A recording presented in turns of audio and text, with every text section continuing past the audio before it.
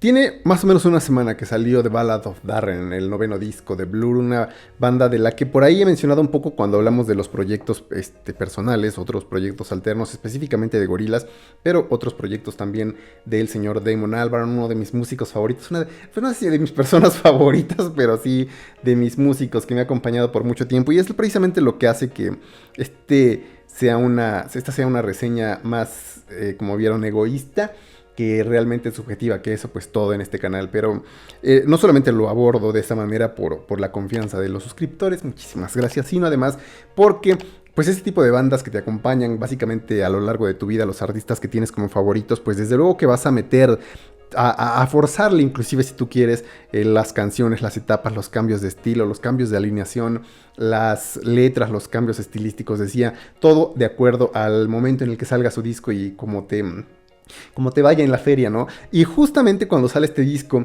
estaba escuchándolo, por ahí me quedo por el track 2, 3 con Barbaric, que empezó bastante pesadito, chonchito, y hay por ahí una situación personal que me mantiene alejado unos días del canal, que quizás me mantenga alejado unos días más, y que me tiene así como medio agüitado y etcétera, y pues he estado escuchándolo así de en ratitos, justamente con ese mismo clima, mano, de la portada. Y por ahí habíamos hablado cuando reaccionamos a The Narcissist, que sí sonaba así nostálgico, pero distinto, una nostalgia que te levantaba, distinta a la oscuridad, por ejemplo, de 13, el disco de Blur.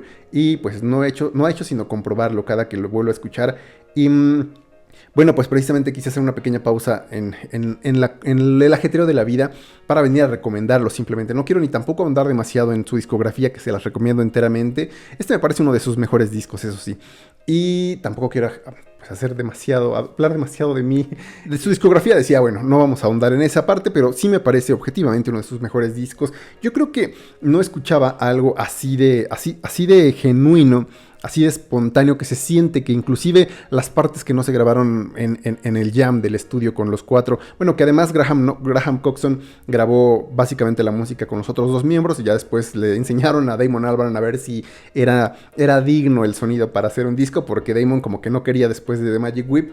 Honestamente, esto salió precioso, pero decía, inclusive las partes que se saben de postproducción, como las cuerdas, es algo que no escuchaba o que no me sorprendía desde The Great Escape, con muchísimo respeto para Damon Albarn, que él considera The Great Escape y Leisure del 91 que sus peores discos, ni siquiera sus peores discos de Blur, sino sus peores discos de él, porque él dice que son los peores discos que ha hecho como músico, ¿no? Incluyendo obviamente todas sus otras facetas musicales. Honestamente creo que a los fans no nos parece eso, sino que son grandes discos, pero así, The Great Escape suena como con muchas orquestaciones, muchas cuerdas, mucho colorido de repente, pero para nada forzado. Así suena The Ballad of Darren, pero decía, también suena oscuro, también suena nostálgico, pero no buscan así como a fuerza hacer algo triste, pese a que hay muchas figuras que se repiten. Por ejemplo, Lost, que obviamente es perdido, pero no solamente las cosas perdidas, el pasado, sino el sentimiento de sentirse un poco extraviado de repente. Esa es una figura que se repite mucho a lo largo de varios tracks,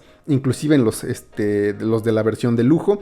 Y fantasmas, Ghost también es algo que se repite muchísimo.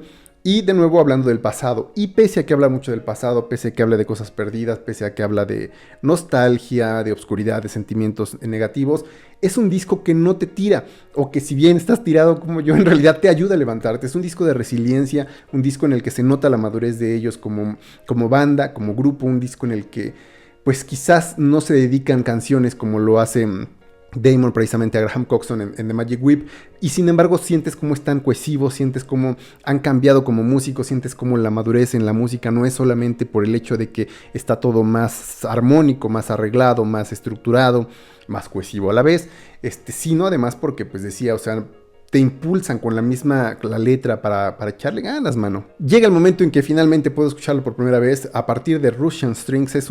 Ni siquiera un subidón, mano, es un bajadón. Russian Strings de Everglades, de Narcissus, que ya lo había escuchado, pero pega distinto ya después de estos dos tracks. Y Goodbye Albert. Esos 4 tracks, ese viajecito de 4 tracks, Es yo creo que de los mejores viajes musicales que he tenido por lo menos en el año escuchando un disco. Pero decía, pese a que creo que es el momento más nostálgico, más oscuro si quieres del disco, siempre hay ciertas líneas que te van levantando. En The Everglades, que de por sí es completamente un track perfecto, redondo para mí, por ahí lanza líneas que de por sí Damon Albarn de repente te suelta líneas que se quedan como para imprimirlas, que dice "We're growing tall with the pain", o sea, como que sí asimilas el dolor, pero dice estamos creciendo, estamos haciéndonos grandes, o sea, nos ponemos fuertes con el dolor. Esa parte está preciosa. Y justo después en The Narcissist, que ya lo habíamos, repito, reaccionado, te dice, o sea, sí puedes tener la sensación, puedes tener la tentación de volver a caer, sabes que puedes volver a ciertos comportamientos y o relaciones destructivas, a pensamientos oscuros, y sin embargo dices, no me voy a entregar a otro tipo de comportamientos más destructivos conmigo, ¿no? Como las adicciones. Ahí como que lo deja un poquito de manera sutil entre líneas,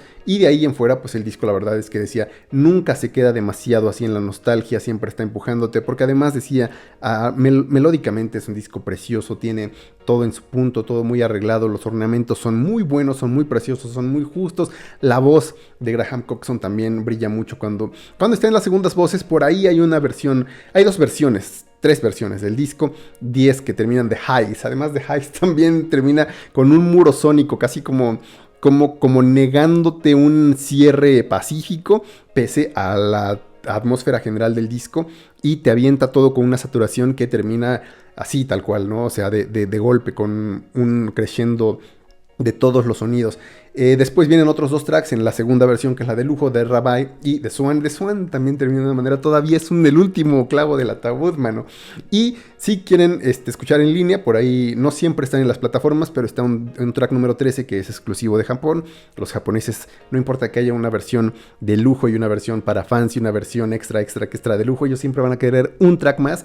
Viene Stick and Stones, que ese es el track que canta completamente Graham Coxon, también él lo escribe por completo. La verdad es que, digo, cualquiera de las tres experiencias es buenísima. Si consiguen inclusive en físico el disco de 10 tracks, es aún así la experiencia completa. Y si consiguen el de 12, pues es todavía más completa, ¿no? Quizás el único track que sea así como, pues es que ni siquiera, iba a decir la silla naranja o el logo rojo en la portada, que desentone, pero ni siquiera eso desentona, mano. Pero bueno, el único track que quizás pudiera así como parecer fuera es St. Charles Square, y Barbaric también tiene un poco de empuje, pero que recuerdan un poco esa energía, ese raw, eso crudo que de repente quieren emitir con ciertos riffs que a veces son descompuestos de manera deliberada, a veces es la furia que todavía les queda de un Brit rock un poquito más inconforme inclusive con lo establecido. Es una banda que además ha evolucionado muchísimo, pero creo que he expuesto mi punto, que es un gran disco que, mano, sí me pegó, pero me empujó hacia arriba, y eso lo valoro muchísimo, porque